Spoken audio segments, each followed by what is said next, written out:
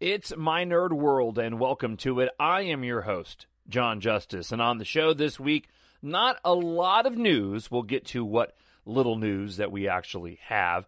Talk a bit about Rian Johnson, The Last Jedi, and if it was Rian Johnson's job to bring Kylo Ren, Ben Solo, and Rey together.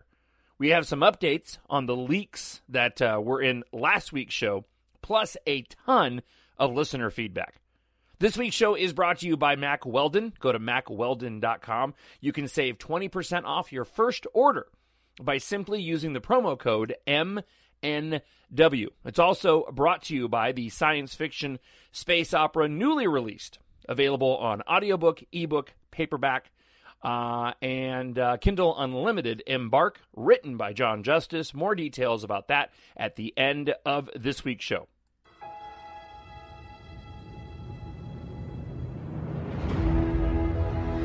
Nothing will stand in our way. I find your lack of faith disturbing. I will finish what you started. Who are you? I'm no one. There are stories about what happened.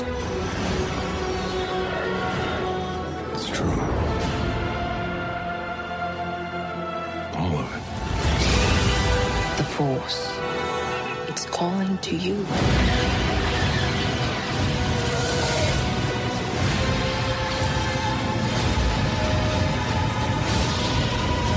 My Nerd World. Just let it in. Ben? It's time to let old things die. Snoke, Skywalker, the Sith, the Jedi, the Rebels, let it all die. Rey, I want you to join me. We can rule together and bring a new order to the galaxy. Don't do this, Ben. Please don't go this way. No, you're still holding on! Let go! Do you want to know the truth about your parents? Or have you always known? And you just hidden it away? You know the truth. Say it. Say it. They were nobody. They were filthy junk traders who sold you off for drinking money. The dead in a pauper's grave in the Jakku Desert. You have no place in this story. You come from nothing. You're nothing.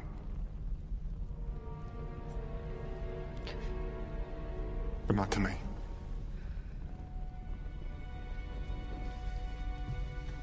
Join me. Please. So every week, I sit down and I put together some notes of what I want to talk about on the show. I put together the listener feedback, and then I go into my computer and I try to get as much done for posting the podcast as I can before I go and record it. It's just part of the way that I kind of lay things out. I do very similar things when it comes to the weekly radio show that I host here in Minneapolis. But then almost every single time I go to actually do the show, and there is some unexpected thing that ends up grabbing an instinctive reaction from me that I then want to talk about on top of everything else that I listed out. So it is episode 156 of the My Nerd World podcast. I'm your host, Jon Justice, and I have this list of in my broadcast tool, right? I have the list of my sound effects and stuff that I can play, that you hear me play all the time, right? The hyperdrive is leaking. Stuff like that. There has been an awakening. Have you felt it? So I had a topic that we'll get to, and I'm actually going to kind of shift to the order of things that I'm talking about on the show this week. But I had a topic as it relates to Reylo and Ben Solo and Rey that I want to dive into. But I had the throne room scene here on my button bar. And I was putting in a different intro so I don't get dinged on YouTube, and I decided to go and play that. Now, I had started watching The Last Jedi last night, but I only got a few minutes into it. Something else came up, so I'm planning on watching it tonight in its entirety. But I listened to that clip of Rey and Kylo Ren in The Last Jedi, and that moment echoes of a couple of other moments that we've seen in the other films, right? Anakin and Padme. You've got Luke and Vader. To me, that is the most powerful version of that. And this is all very subjective. This is all just coming from my own personal preference of, kind of relatability and what I like to see in my storytelling. I'm a hopeless romantic at heart. And that was the most effective and most emotional and also, in my opinion, best acted version of this moment between two characters where one is trying to convince the other to go and join them. And the culmination of that in the division and the split of the legacy saber, again, it's just one of so many iconic moments in The Last Jedi that people still can't stop talking about. And I've mentioned this a bunch of times on the show, but this is one of the things that I wanted to get into, although I'm going to shorten up the version a little bit.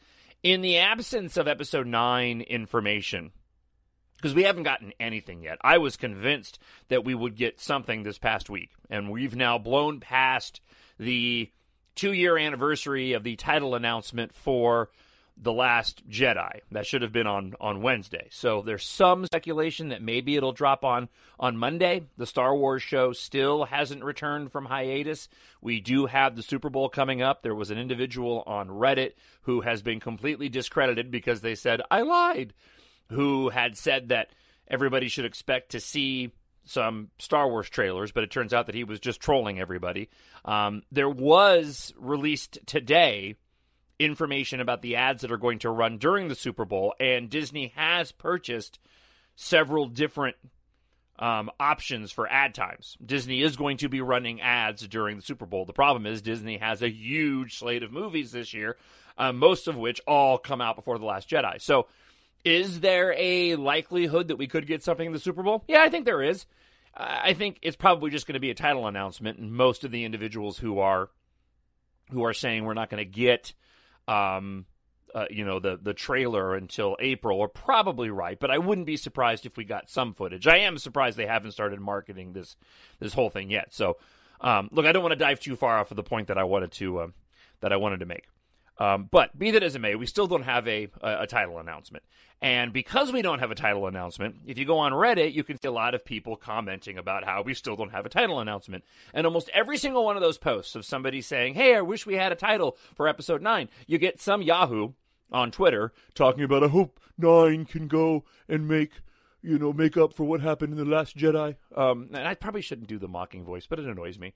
Look, that's not the majority. And I just wanted to throw that there again. I'm not going to get into the politics of it. We've been talking about a lot just about the power of social networking on the weekly radio show, and that certainly rings true when it comes to pop culture, and certainly rings true when it comes to Star Wars. Twitter and Facebook and YouTube have allowed the opportunity for people to voice their opinion, and as I've said many times, it's easier to go and voice a negative opinion than it is to reach deep and actually be positive and emotional about that. There's a level of positivity that I think a lot of people are uncomfortable with that just stems from the fact of vulnerability. A lot of people kind of look at positivity as being vulnerable. You think of the character that Chris Pratt plays in the Lego movie, right? Mr. Positivity, everything is awesome. He's also comes across as a very vulnerable character. You don't see the Mr. Positivity also coupled with, very strong personality and responsible, and the person, they're always kind of, not vulnerable. They're always kind of deemed as vulnerable. So it's easy, the easy default is to go negative. So there's plenty of individuals, including you and so many of you that write in, and I can't tell you how much I appreciate it, who express your own positivity towards The Last Jedi and the sequel trilogy. But that's met with a ton of opposition from people that just want to be angry. And they're trying to justify their own anger about these films. And it's just incredible to me how impactful The Last Jedi has been in what Rian Johnson made, because we're now well past a year out from that movie being released and people still can't get over it. All right, so back to the throne room scene and Reylo and the point that I wanted to make before we dive into some news, and then we get into listener feedback and get you updated on the leaks from last week and what's been debunked and what's been kind of doubled down as somewhat credible. I can't help but wonder, and I don't think I've mentioned this on the show before, I wonder if Rian Johnson's job, at least in his mind, was to grow that relationship between Rey and Kylo Ren. And again, I'll draw from my own experiences in being a newbie, but creating my own universe with my book Embark that I've talked about a lot. And if you haven't gone to pick it up, I'll have details at the end of the show if you want to stick around about where to go to find it and what the book's all about. And thank you to everybody who's purchased it so far. I'm currently in the middle of writing the sequel, the follow-up to my space opera novel. And I know that I have a general idea of where the story is going. And it really has been insightful when going back and looking at what George Lucas created, because I think he actually did something very similar. He had a basic idea of where he wanted the story to go, but I know for me, my inspiration really doesn't come out of me until I start writing. Like, I know events that need to take place, but I don't know how we necessarily get there, and I go on that journey when I start writing. So let's say, for the sake of argument, that Ben Demption, Kylo Ren, Ben Solo being redeemed at the end of this trilogy was always going to be the game plan. But the roadmap on how they got there was open to the content creators, was open to J.J. Abrams, was open to Lawrence Kasdan, certainly open to Rian Johnson, and now handed back to J.J. Abrams, who most likely has thrown away the Colin Trevorrow script in favor of something else. So if Adam Driver, as we talked about a few weeks ago, made the comment that he knew where this whole thing was going, it makes sense. Ben Demption makes the most sense if we're going to wrap up all 9 of these films on a positive note. I think there is still arguments to be made about whether or not that means he survives or he dies. I know what I personally believe is Disney's best option, and I'll get to that in just a moment. But if Rian Johnson knew this, that, hey, eventually Ben's going to get redeemed, but this middle chapter, the characters need to grow in their arc. And this relationship between Rey, Nobody, and Kylo Ren needs to grow as well. There needs to be further tension. So when you look at what we got in The Last Jedi, it does make all the sense in the world that that's what Rian Johnson's job was supposed to be. That his job was to bring Rey and Kylo together, only to have them pushed apart again, like not fix that problem. And that's what I love about that film, is that it is a very personal story while still happening on an epic level, just like The Empire Strikes Back did. And it took these two characters and the short time they had together interacting in a negative way in The Last Jedi, and did a masterful job of breaking down who they both are, what they're both after, what their insecurities are, and then like gravity drawing them together to the point where they actually go and they make that connection, that incredibly powerful connection in the hut before Luke goes and stops the whole thing from happening, which makes that, back to the throne room scene, which makes that throne room scene all the more gut-wrenching. Somebody pointed out a long time ago, this was sometime last year, and I don't know if it was in It was probably in an email somebody sent me. So my apologies if it was you that said this and I'm not giving you proper credit. Just feel good to know that I remembered it. But somebody made a comment that, and I thought it was really interesting, that in the finger touching scene in the hut, Kylo Ren takes his glove off. But on the Supremacy, in the clip we just heard, when he reaches his hand out, he doesn't take his glove off. And perhaps that was I don't think Rian Johnson said it in the commentary. I'll have to go back and watch. No, I'm pretty sure it was one of you guys that wrote in. But that was a sign to Rey. That was an indication to Rey about the seriousness of what Kylo Ren was proposing at the time. It was about her. It was about his desire to bring her over with him, right? It was very much, okay, let me see if I can make this work. It was in a certain way. I mean, there's a lot of meta stuff going on with The Last Jedi. There's no doubt about that. But it was, in a certain way, very reflective of what I was just talking about when it comes to the anonymous individuals on Twitter. Not all anonymous, but the people on Twitter who are constantly railing against The Last Jedi. I think a lot of that comes from the fact that they want individuals to also see that and comment and reaffirm their opinion and belief. That's not for everybody, but there's a lot of individuals that put that stuff out there.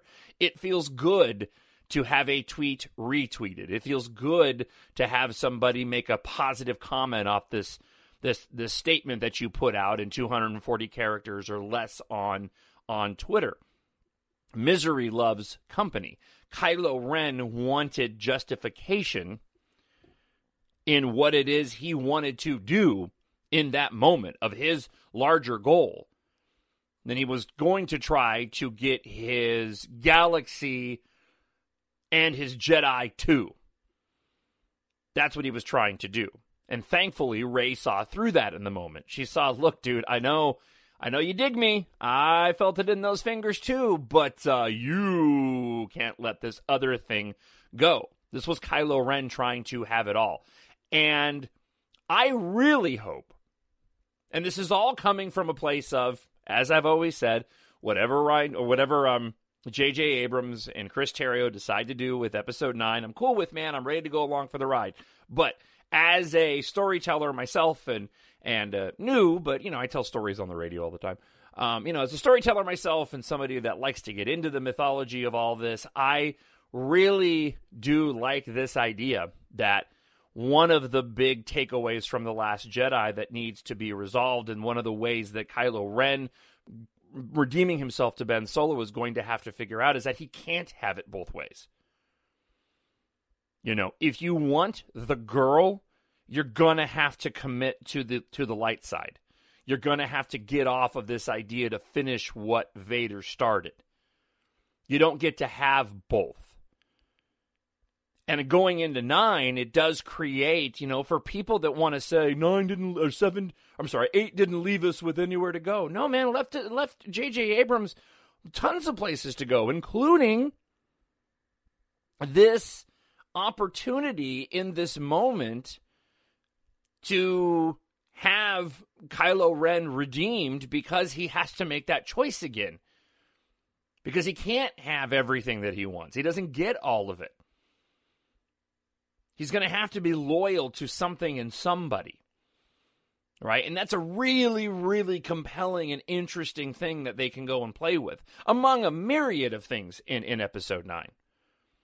And one more quick point on this, and then I'm going to dive into some news, and we'll get into the listener feedback this week, because there's a ton of you guys wrote in this week, and I can't tell you enough how much it means to me that you write into the show every week, and the show's really been growing at a rapid pace, and that's really cool for me. 156 shows in, it's really it's just really a joy to see so many people that have been enjoying the show as of late. But one more quick point on this. For me, in my opinion, and again, if they don't do this, it's fine. Disney's going to do whatever Disney and Lucasfilm are going to do what is in their best interest. That's just my opinion on what I think the best move is. I think that it is in the best interest of the core Star Wars saga films moving forward to have a redeemed Ben with Rey and him living and the two of them coming together. You can wrap up the 9 stories with a redemption that doesn't result in death. I do think that Kylo Ren's losing a limb. I'll get to that in a moment. But if you wrap it up, even if it's somewhat left ambiguous, even if at the end it's not a full-on romantic we're kissing as we, ride on the top of the X-Wing into the sunset kind of thing, or the Millennium Falcon for that matter, even if it's left somewhat ambiguous of just Rey and Ben together, and it's not even necessarily straight up romantic, you just kind of leave the door open. To me, that would be an incredibly satisfying conclusion to all 9 films, to wrap them up in a positive way, and then also leave just enough door open for future saga stories down the line that are still connected to the core Skywalker bloodline through Ben Solo. To me, that is Disney's best move. To do anything else without the ability, right, assuming that Rey is not a Skywalker, and we assume that's the case. We're just going off that assumption right now. Assuming that Rey's not a Skywalker, if Ben gets redeemed and then dies, okay, that is officially, if Disney wants to do it, that's it. Boom, done. Skywalker lineage is over. But I think it's in their best interest to keep some sort of through line, bloodline for the Skywalker line, and that's done through Ben Solo. I think the real question is, again, whether or not they make that direct sort of on the nose, these two are, now we've shipped them officially, and it's Reylo officially, or if it's just these two are the balance that has finally come to the galaxy through the fact that they both ended up living and Ben got redeemed. So that's where I think the core of this thing is going, and that's what I personally think is in the best interest of Disney and Lucasfilm. But we'll see what ends up shaking out from there. Something inside me has always been there. But now it's awake. And I need help. I want to take a quick moment and talk to you about Mack Weldon and MackWeldon.com. Fantastic products, clothes better than what you are wearing right now, unless, of course, you are wearing Mack Weldon. T-shirts, boxers, socks, accessories, even if there's nothing there on the website for you, I guarantee you there is something there on the website that you can go and purchase for a friend. The website is incredibly easy to navigate. The clothes are just extremely comfortable. I didn't realize how big of a difference wearing a good quality shirt was as opposed to one that's not so good in quality. And Mack Weldon is the best of the best.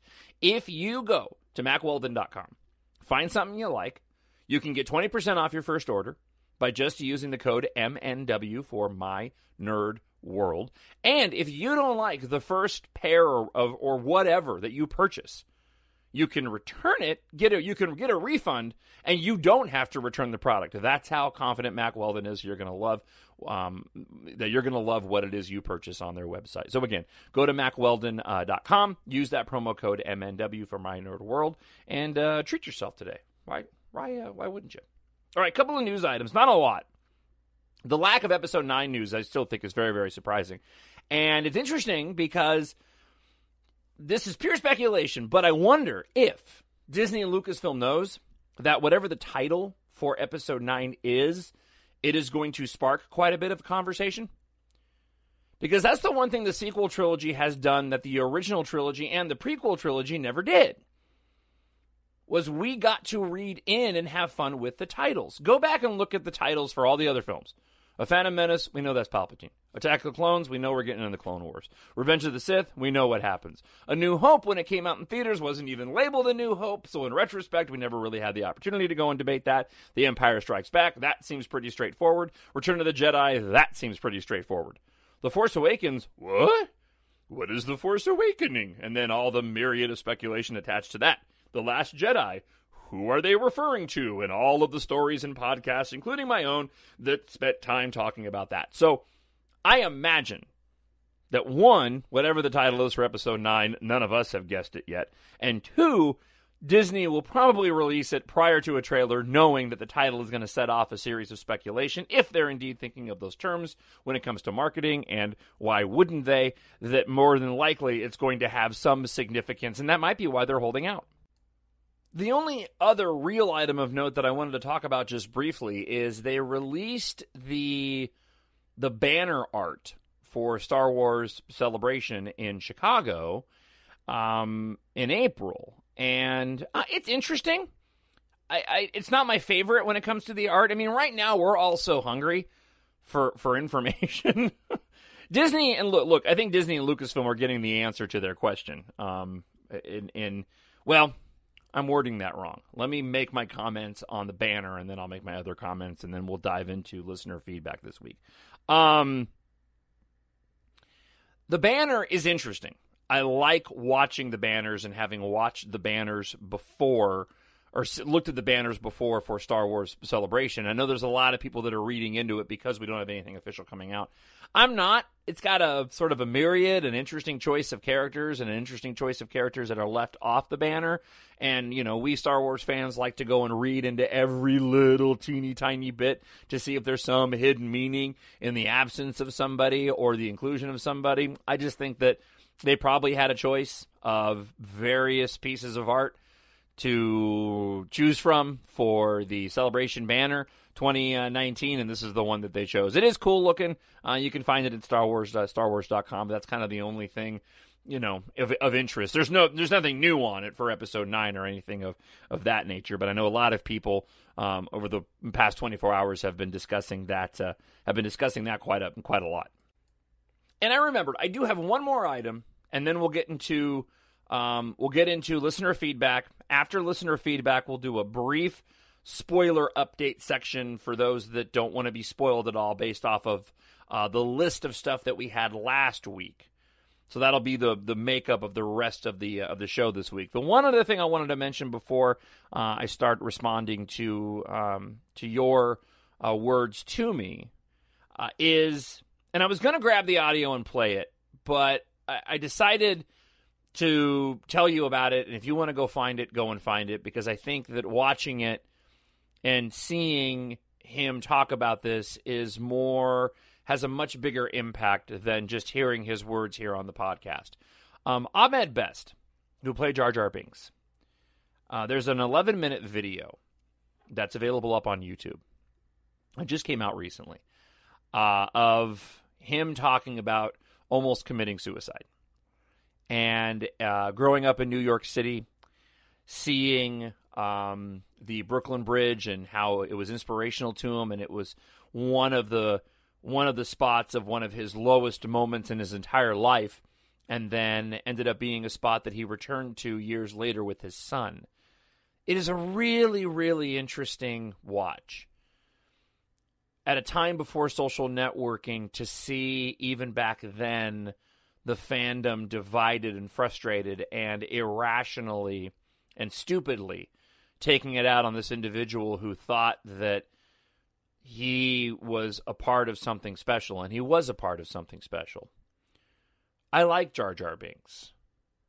Was I a little put off when I first heard his voice when the Phantom Menace, when I first saw the Phantom Menace and heard him speak? Yeah, for like 30 seconds.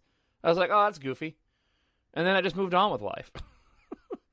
I kind of do that with all Star Wars characters. I know there's a lot of people that read into the various dialects and voices and accents that are used. I don't care. It's Star Wars. I don't care. I don't see George Lucas as being a horrible, awful person. I just think he was doing voices and wanted to represent different... He wanted to put his own sort of stamp of diversity on the films, but how do you do that with, aliens? Well, you give them unique and different accents, and I know people have a hard time with it, and that's everybody's opinion and their choice to go and have an issue with it. And I know people had a hard time and gave Ahmed Best a hard time for the voice he did for Jar Jar, but that's what he was told to do. And back then, nobody saw any problem with it, and I don't really see any problem with it. Anyway, I like Jar Jar Binks. These are kids' movies, and they're funny. Would I have included them in my version of Star Wars? No, probably not.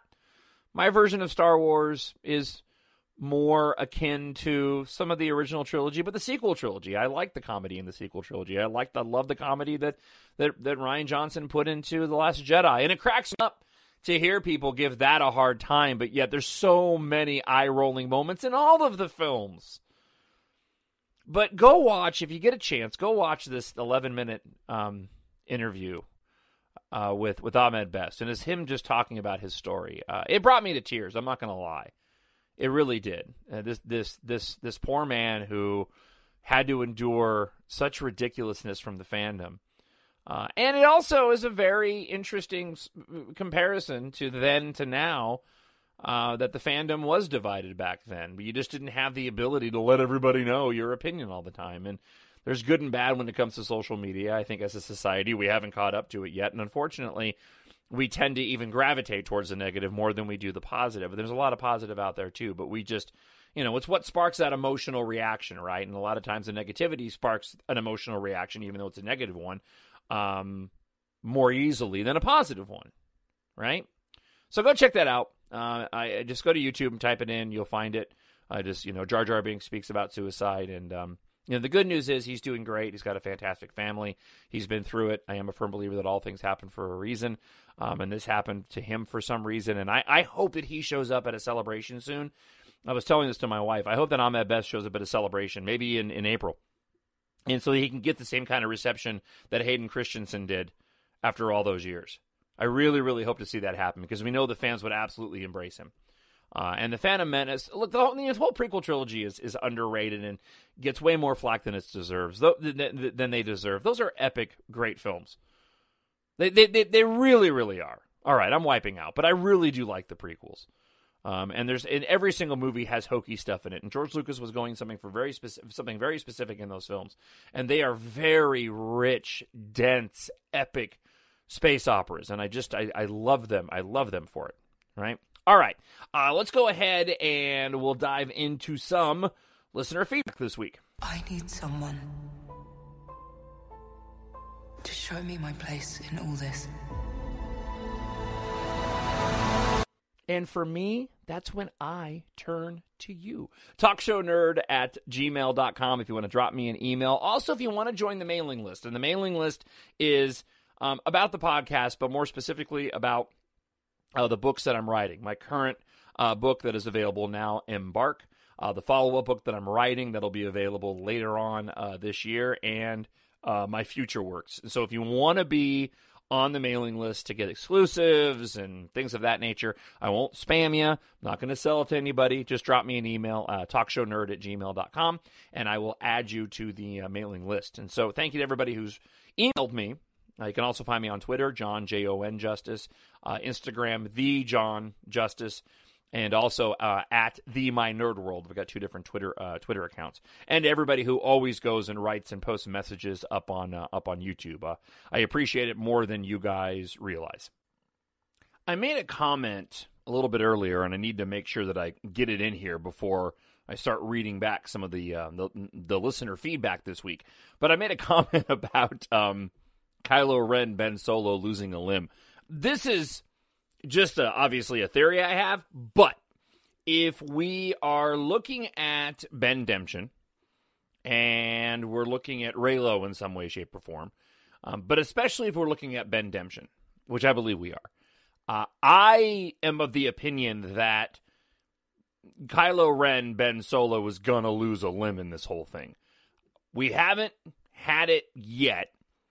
That was a very specific thing that happened, whether it's losing a limb or whether it's getting chopped in half, but Anakin losing a majority of his arm, Luke Skywalker losing, his hand, Darth Vader, Anakin again losing another body part at the end of Return of the Jedi.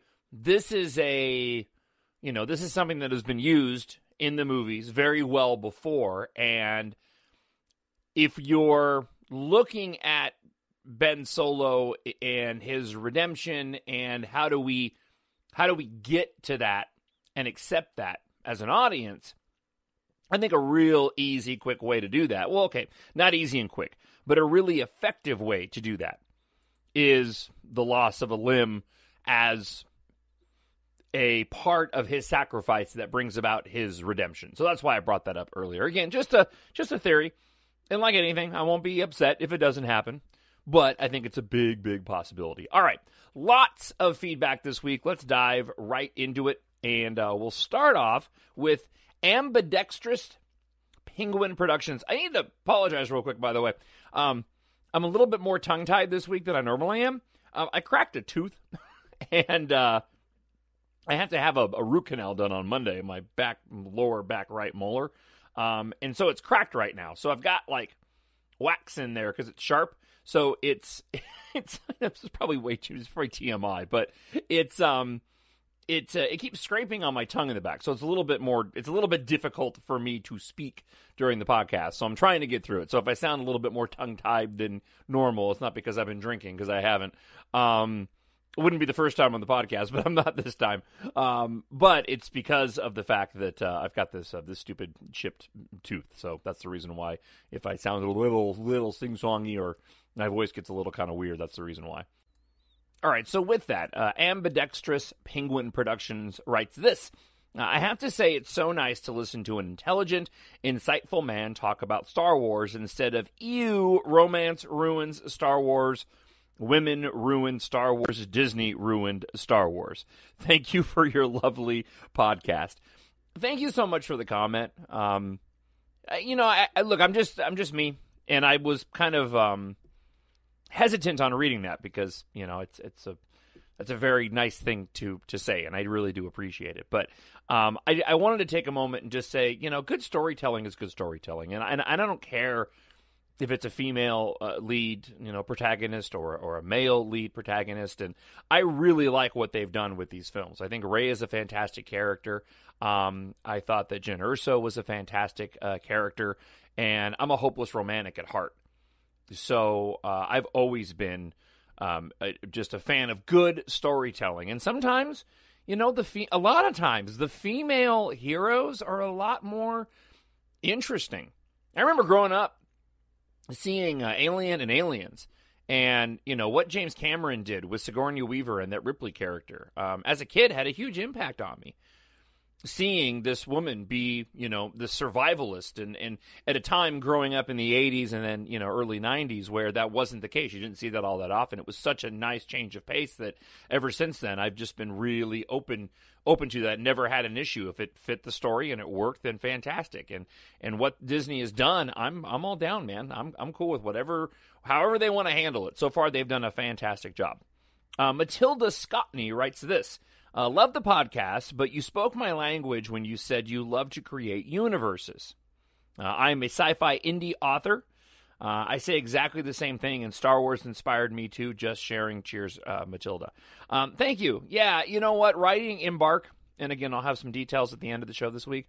Writing Embark has just been such an absolute joy, and getting into the follow-up has been even more fun. And this is now the world that I want to tell now that I've gotten past the first story, which is what Embark is. I didn't want to jump into a universe and then have to tell how we got there in subsequent stories. I'm like, no, let me write the first book and let's lay out how we ended up in this place, and then these are the stories that I really want to tell. Paula Captain writes this. Captini, I might be saying that wrong. Captain. Anyway, Paula writes this. I listened to your podcast today, and I was quite impressed. I've been a Star Wars fan since Episode 4 came out in my freshman year of college. Your insight into the sequel trilogy is very well thought out, and your presentation of it gives one food for thought. I had to see The Last Jedi 4 times before I became a Reylo fan and became a member of the fandom. It took me that long to truly begin to understand this multifaceted and extremely fascinating relationship. I especially enjoy the uniqueness of this affiliation in the Star Wars universe. There is something about TFA and The Last Jedi that has touched me deeply and has become very personal. I have shared several satisfying online transactions with those of like mind. Most importantly to me, however, is you mentioned several times in your podcast about Ben being redeemed in 9. This is my greatest aspiration to see in this film, as it would be an appropriate end to the Skywalker saga, which all along has carried the theme of hope. It's nice to hear a podcast by someone who has similar ideas about Star Wars overall that I share. You're very good at this. Thank you. Thank you for taking the time to share your comprehensive knowledge about Star Wars and your talent with us. I look forward to listening to your podcast from here on in. Thank you so much for that. Boy, you guys are really too kind to make it all worthwhile. Kyle Legal writes this, or Ligel. I'm a relatively new viewer, though I have spent free time listening to a good number of your episodes, though I don't agree with everything you talk about. And what fun would that be, right? Well, that's no fun. If you agree with everything, that's not a good time. Regardless, I don't agree with everything you talk about. I really enjoy your dialogue regarding Star Wars and enjoy your positive perspectives regarding the franchise. Throughout my listening, I've heard you mention this concept of connecting all 9 films together in Episode 9 and how JJ is aiming to do this. Regardless, if this ends up being the final episodic film or not, I would love to see some kind of conclusion to this trilogy that also acknowledges themes and characters of the past. It doesn't have to be heavy callbacks or character appearances, though that could be exciting too if done correctly. But even something along the lines of Luke's decision or discussion with Rey about the rise of Sidious in The Last Jedi could suffice too, as long as it's done in the correct context. Do you hope to see all trilogies tied together in 9? And to what degree do you hope this is done? I'm very interested in your thoughts on this and how you would go about it if it was your story to tell. I also wanted to ask you if you had the exact quote or source where JJ states this as a goal of his, as I've not been successful in finding it. Thanks for the enlightening discussion. Yeah, I don't know exactly where he said that or what that quote was taken from. But I'll tell you what, I won't do it right at the moment, but I'll try to. Because I don't read I don't read a majority of the listener feedback until I go to do the show. But I'll see if I can't track it down. I know it was early on after it was announced that J.J. Abrams would take over. Look, if it was mine to do for Episode 9, I would definitely do a Ben Solo redemption.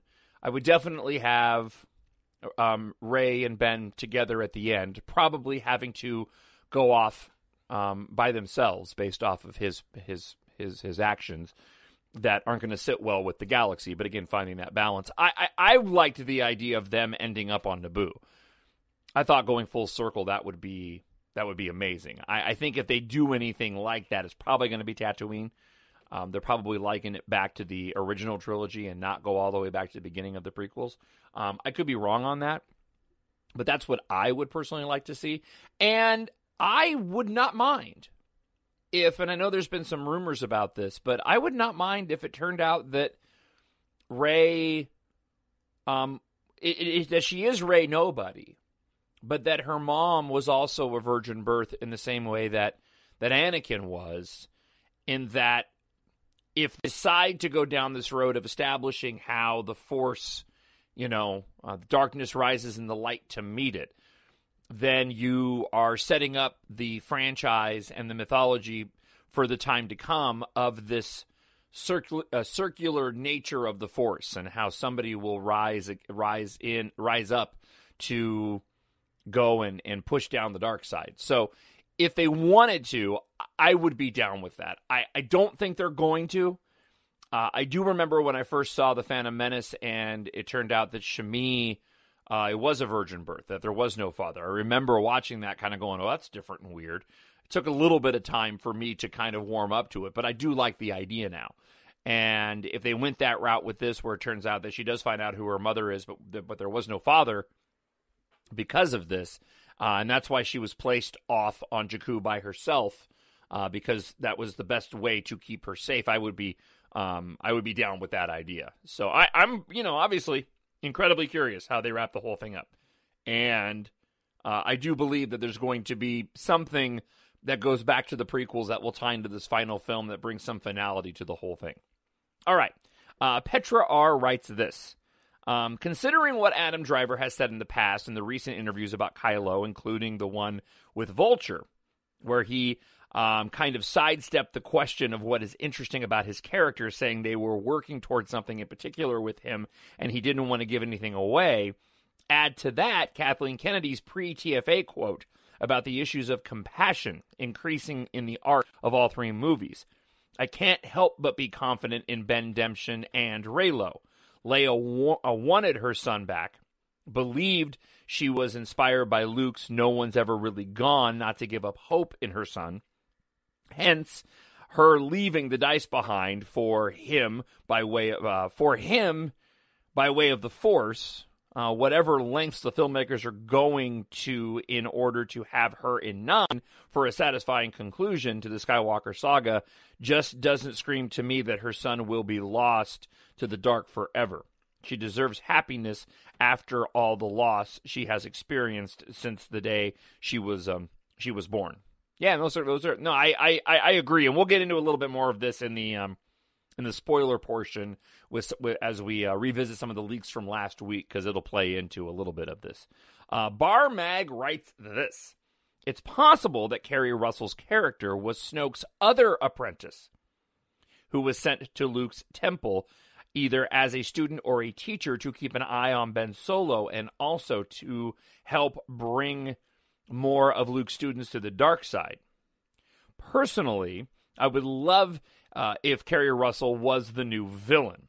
As Snoke's apprentice, she would show up and declare that according to Snoke's will, she is the new supreme leader. That would be so well ironic. Picture Kylo Ren and Hux's faces. Completely unexpected. Or she is a Knight of Ren. Basically, I would prefer to her to be a villain who is also a powerful Force user. Yeah, I tend to agree. I like Kerry Russell a lot as an actress. She's got a forceful presence about her, and even in the short moments that she is in the beginning of Mission Impossible 3, which J.J. Abrams directed, she's fantastic. That whole escape scene in the beginning when he rescues her. So yeah, again, keeping with this idea that whatever they do, I'm cool with, because I'm sure they're going to use her to the best of their ability. Seeing her as a bad guy would be pretty rad. I'm bringing rad back, by the way. I think I've mentioned that before. That word doesn't get used enough. All right, The Color of Caramel writes this: the one thing I can say about Rian Johnson is that the man can come up with good ideas. You may not like his story, but you can't dispute moments in a film that he likes, that he does, that makes you pay attention. In The Last Jedi, I didn't get how he portrayed Luke, but despite that, I can say I definitely liked how he brought a different way of looking at the Force, something George Lucas hadn't thought of doing in his film, such as the Force Bond, which we know was in a book. Plus, the way the hyperdrive was done with the ships. Little bitty instances like coming out of hyperspeed, and there may be a slight shift inside the ship to show it stopped. Also, the cinematography in the movie is beautifully done. The sunsets on Octo, just showing the actual passage of time, something rarely done in films now. And the red mineral planet Crate, I've never understood the fans out there who try to put down J.J. Abrams every time he gets involved in a franchise. But I loved how he did Star Trek in 2009 and The Force Awakens, simply because it shows that the man is a true fan. Otherwise, he wouldn't have been able to pull off those first films and make you feel like, yes, this does feel like an extension of etc. On a side note, I also felt Finn's character was pushed kind of to the side with the road to Canto Bight that didn't go nowhere. By the time the second movie came out, I thought for sure Finn would have more of a larger role within the Resistance, not go on some side trip to nowhere, and still feel like that was a waste of story time that could have been used to focus on Lou and Rey's arc. More training, perhaps? Lastly, my dream is if there has to be another Star Wars trilogy. I want to see Rey and Ben as the focus and J.J. Abrams at the helm. Daisy and Adam have good chemistry, and Rey's hyper character would play well off of Ben's stoic nature, and J.J. Abrams would give them an adventure of the lifetime. Well, that is my dream. There's been a lot of talk, and I mentioned it in previous episodes, that J.J. Abrams is now sort of in a bidding war with the movie studios, Universal, maybe even DreamWorks, if I'm not mistaken, Paramount, and Disney Lucasfilm. He wants to be a focal point of one of the major movie studios, and that there is a lot of rumors around that it might be because of his relationship with Disney CEO Bob Iger. It might be Disney that he ends up going to, and JJ could be the individual who to helm the future of the Star Wars franchise, much like the way Kevin Feige has done the MCU. And I personally would be 100% okay with that. I think that would be a brilliant move. In reference to last week's show, LB writes this: did Ben want to be a Jedi? He must have. If Ben really was sent to Jedi boarding school at the tender age of 8, he must have really, really wanted to go, or else Han and Leia look even worse as parents. Before The Last Jedi came out, it was speculated that learning about Vader was what pushed Ben to the dark side. But in Bloodline, the book, we learn that the news of Leia's parentage hit the HoloNet when Ben and Luke were off on a mission. Ben had to have heard about Vader before he and Luke returned to the Jedi Temple, and it says a lot about Ben's desire to be a Jedi, that he still stayed with his lying uncle. A separate question would be, did Ben want to be a Jedi because he wanted to be a guardian of peace and justice, or just to please his parents? Or because he wanted to be powerful and learn to control his powers? It's probably all of that.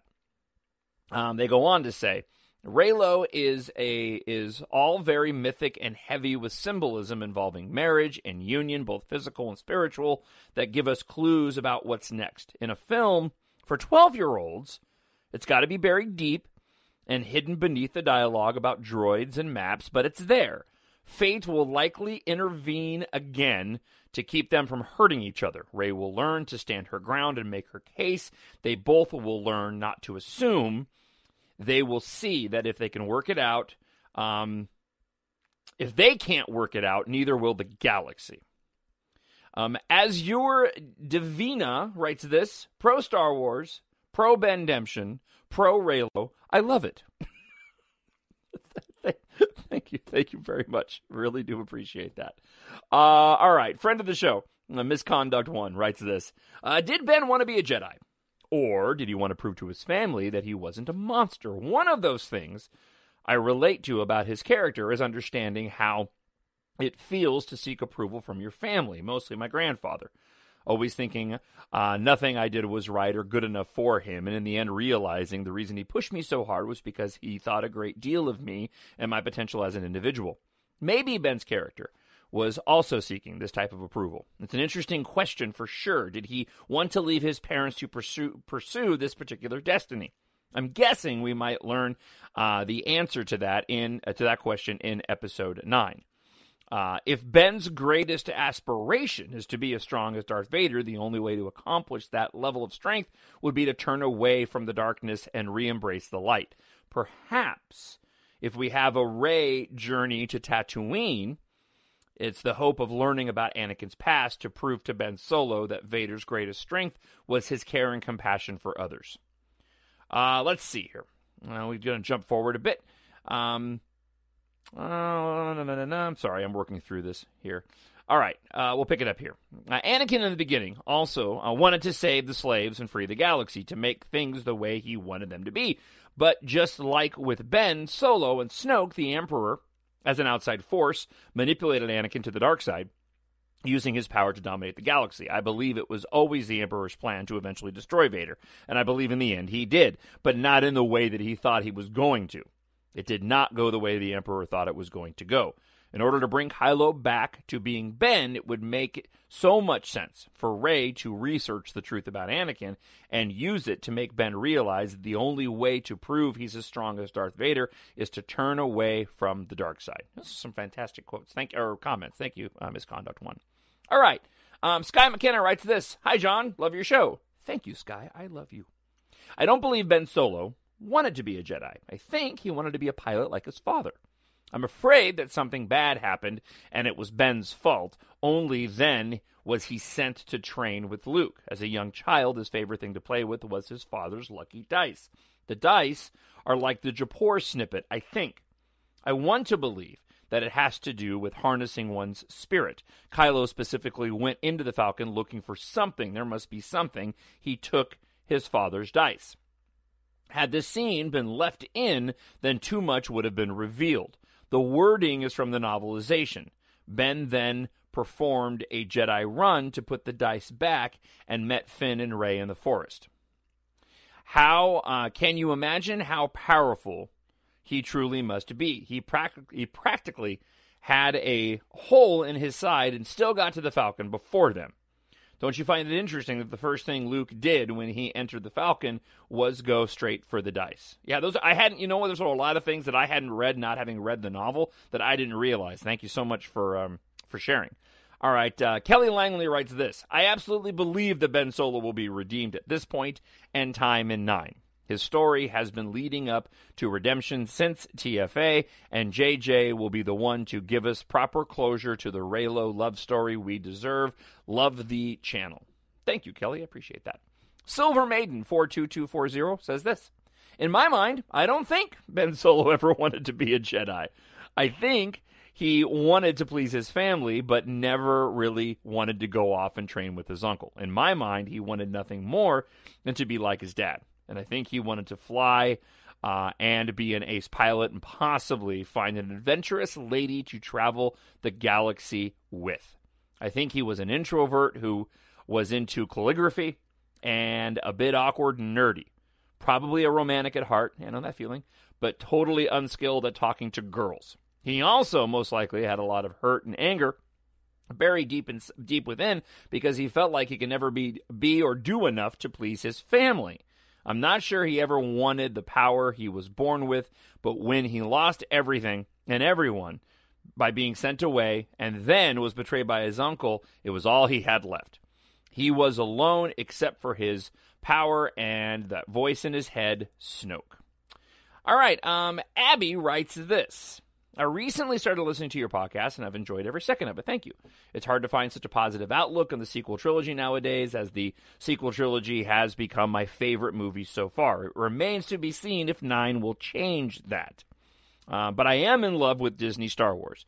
I wanted to say something in regards to the comment from Jake Skywalker in your previous podcast that has been nagging at my mind for a bit. And he applies that people ship Reylo because they dislike interracial couples and would prefer anyone but a white girl to end up with the black guy. I take up big issue with this mindset, and I think this is, for the most part, very incorrect. If you believe that Finn and Rey are a better couple, that is really, as you said, from your point of view, and I have no problem with that. In fact, once upon a time, that was my opinion too. I take no ill will or offense to shippers outside my preferred ship and would gladly have a conversation with you.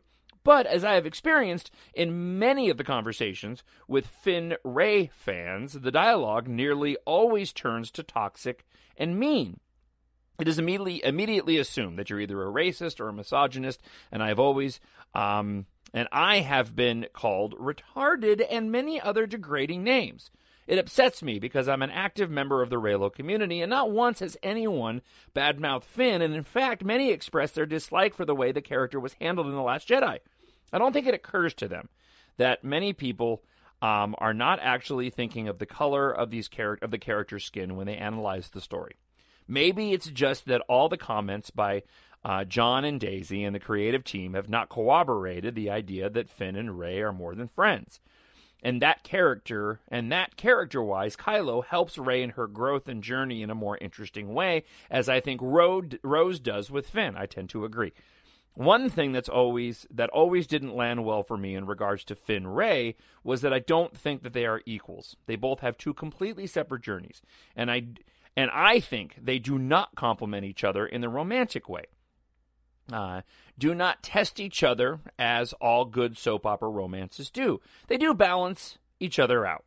But I find it offensive when people make such serious accusations against you with literally no basis other than you enjoy a dynamic ship more than another ship. Again, I have no problem if you disagree with my opinions, but I will also not be passive and just sit back while you smear my character and my name over the mud over a disagreement over fictional characters.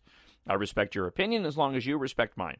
Sorry this email has been so long, and thank you if you have read it to the end. Again, love your show, and pray for unity and healing in the fandom and between fans, Abby. Abby, you make a lot of great points.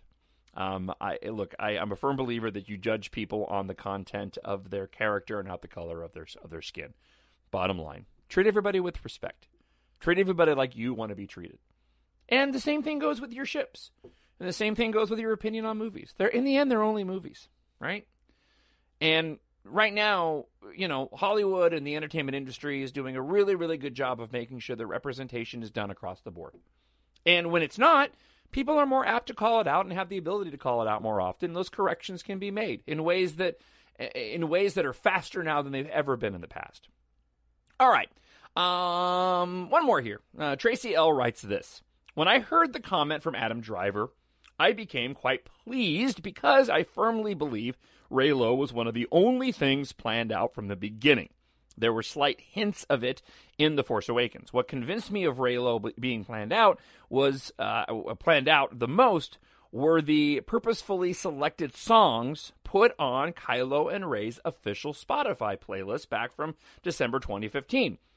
I'm not positive on whether or not he will survive after his redemption. However, I will always be in the let him survive and have a happy ending after his redemption camp.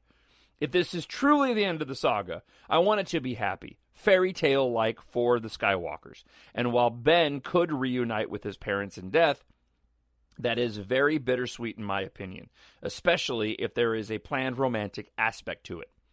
Regarding Finn, I think his art is great for all the reasons mentioned in your previous podcast. I'm hoping he also helps to cause a stormtrooper revolt in 9 because the stormtroopers were taken as babies.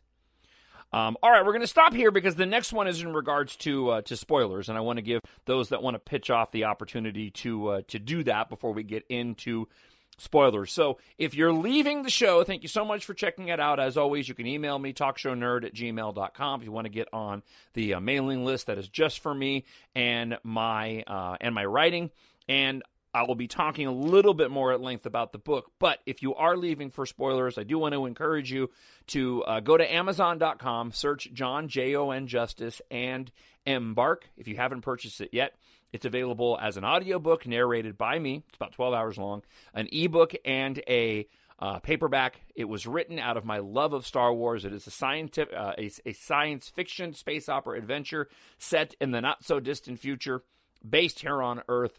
With Earth facing an apocalypse, an enemy rises to take advantage of the industrial apocalypse that Earth is facing. Taft Guardia and the girl he loves, Keitha Morrow, end up unwittingly embarking on an adventure that ends up putting them and their friends in a position where they have the opportunity to go and save humanity. The reviews have been great so far, and if you haven't checked it out, please go to Amazon and pick yourself up the ebook, if not for you, for somebody else.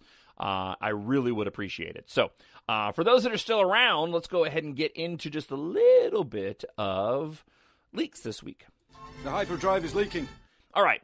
Tracy L. wanted to write this in regards to into the spoilers. Regarding spoilers, the leaker has now been telling people that Rey is Luke's daughter with Kerry Russell's character. Thus, while some of the other leaks might be true, I'm highly skeptical of him, since Rey Skywalker would conflict with so much that has been established in the films and from the novels. It would be a complete retcon to appease the Last Jedi haters, and what the leaker said in a personal message to someone regarding it all doesn't even make sense mathematically. Apparently, Luke sent his lover away because he saw her death and Rey was born when Ben destroyed the temple. That makes no sense. Also in the movies, Ben wanted to be a pilot like his dad when he was little, and it was heavily implied that he wasn't sent away until he was an older teen and demonstrating destructive behaviors. Anyway, I love your channel. It's always fun to speculate. There are definitely parts of that leak I wish were true, Ben piloting the Falcon, etc., but there's no way the Rey Skywalker should happen at this point. And there's no way it should happen at this point and could not make sense. Yeah, so this is what I wanted to mention. If you were around for the spoilers on last week, there was an individual who clearly was a part of was an extra and had some very detailed information that most people think is legit. Plus, it was backed up by other sources who have inside sources. What the guy also did was he started to put in his own speculation based off of what he'd heard from other people. And his speculation ended up turning into individuals thinking, and I think in no small part him alleging that this speculation that he had was true. The one thing, and the biggest thing I think we can take away, is that I do believe we are going to get that scene of Han, Leia, and Luke together dropping off a young 8-year-old Ben Solo at the Academy. That was shot, and at least it was on the shot list for The Force Awakens that was released before the movie came out, and it would make all the sense in the world to do de-aging technology on our main heroes to finally go and show them together once again. And look, I think there's even a possibility that that could happen at the end of the film. That when all is said and done, we will see the moment when Ben was placed with Luke that set us all on this journey. I think it works as either the beginning of the movie or even the end of the movie, depending on how it wraps up. But that scene giving that moment of all the characters together, right? Because people had complained we never got that in the final movie would be, I mean, look, that in and of itself would be enough, I think, for a lot of the fans to be like, they wrapped up all the movies together and I got to see Luke, Han, and Leia one more time together in a happy moment, right? So I still think of the stuff that he leaked beyond some of the sort of ancillary things about, you know, giant turtles and stuff, giant turtle aliens and things like that. That to me was the most significant and legit one, and that has been backed up by other sources. So beyond that, that's it. I'm really hoping that we get some episode 9 news soon. And next week, perhaps on next week's show, we'll have that. Side note, real quick, and I've mentioned this to a couple of different people. I just thought it was interesting. I don't think I brought it up on the podcast. But, you know, I do have some advertisements from time to time on the show, like Mack Weldon. Right at the moment, I've kind of been giving Mack Weldon some freebies. They have specifically scheduled to run ads next Saturday, which was really interesting because this was the only time that they've ever come to me to run an ad on a specific day, which I thought was very telling. So, considering that it's the day before the Super Bowl, I think Mack Weldon is guessing that there's going to be some type of information dropped before the Super Bowl game next Sunday on February 3rd. It just seemed like a really, really odd thing that they specifically wanted next Saturday's show. They've always sort of given like a window of weeks and then asked me which one I wanted to have the advertisement run on. So, who knows? Just wanted to throw it out there. I thought it was interesting. Go to MackWeldon.com and use the promo code MNW and get 20% off your first order. All right, I have a few things to say about my book, but I'll do that after the outro. Thank you so much for checking the show out. As always, Spreaker, Stitcher, Podbean, YouTube, iTunes. Subscribe. You want to be on the email list, talkshownerd@gmail.com. Drop a message or a comment on YouTube. I'll pull those up for next week's show. And you have no idea how much I appreciate the fact you listen every single week. And I will talk to you again next week if you don't stick around after the outro. Bye. The Force will be with you, always. My nerd world. All right, if you haven't gone and picked up Embark yet, please go and do so. It's available right now on Amazon, Amazon.com. And again, the audiobook is now available, narrated by me. That's almost 12 hours long. The ebook is currently $2.99, and the paperback is $13.99. Really, it's really been a joy to create this new universe. And I can't tell you how great it's been that people have been really getting into the story. Like I've mentioned several times, I'm hard at work on the follow-up that'll be out later this year. So buy it for a friend.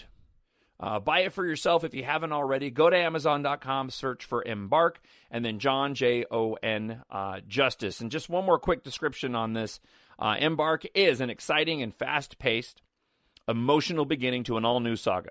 It's Firefly meets Fast and Furious with the pop culture sensibility of Ready Player One and the adventure of Star Wars. Fans of science fiction techno thrillers are also sure to enjoy this epic space opera adventure.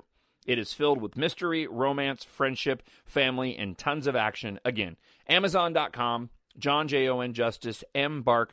I hope you'll go there today, right now, and pick yourself up a copy, either for you or a friend. And as always, thank you so much for checking out the show. I'll talk to you again next week. Bye. I need someone to show me my place in all this.